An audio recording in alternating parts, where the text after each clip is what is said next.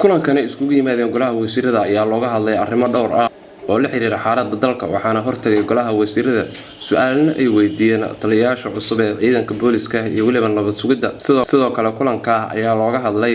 maamul dhawaan loo sameeyay gobolada dhexe ee Soomaaliya gaar ahaan Mudug iyo Galgaduud kulanka markii uu soo ilaaday waxaa saxaafadda la hadlay Ridwaan Xaaji Cabdiweli afhayeenka xukuumadda federaalka waxaana ka warbixiyay qodobadii kulankan looga hadlay kuwooda ugu muhiimsan waxaa maanta shirka golaha wasiirada warbixino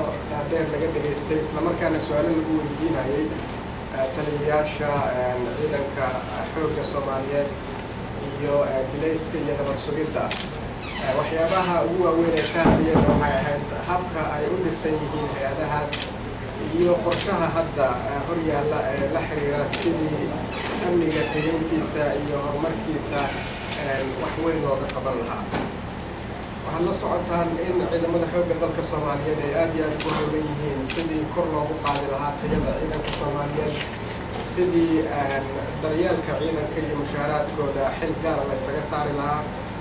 iyo sidii ciidanka gaar ahaan ay hawl cusub u bilaabi lahaayeen oo la xiriirta xataa ilaalinta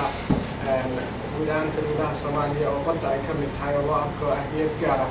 inay xilligan dalka u leedahay. arrinta ugu dambaysa ee aan jeclahay inaan idinla qaybsado ama aan idiin soo gudbiyo waxay tahay in shirka golaha wasiirada maanta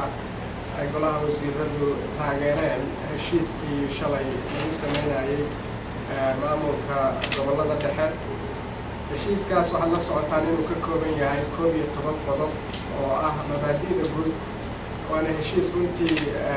qayb ka ah dadaalada hadda dowladdu ay ugu jirto sidii dadka Soomaaliyeed ay mabda'iyan isugu afgaran lahaayeen inay wada noolaadaan. waxyaabaha kale ee xiga ee dhismaha maamulka iyo xuduudeynta iyo qaabka wax loo qaybsanayana ay noqon doonaan